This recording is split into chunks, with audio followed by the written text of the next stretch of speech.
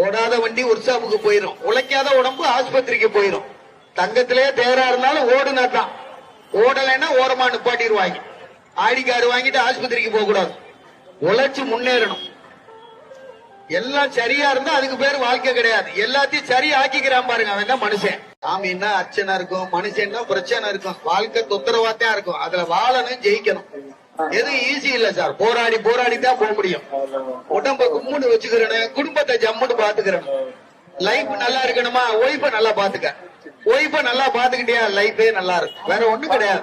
ஓடி ஓடி உழைக்கிறவன் உழைப்பாளி, உட்கார்ந்த இடத்துல சம்பாதிக்கிறவன் புத்திசாலி. காலையில இருந்து சாயந்தரம் வரைக்கும் நாடகமா பாக்குறது, அப்புறம் நைட்டு வாழ்க்கையே நல்லா இல்லைன்னு. என்னடா வாழ்க்கையை நினைக்க கூடாது, இதுதான்டா வாழ்க்கைன்னு வாழணும். வசதியா உழைச்சா வசதியா வாழலாம். 60 வயசுல நல்லா இருக்கணும்னா அப்புறம் 20 வயசுல உழைக்கணும்.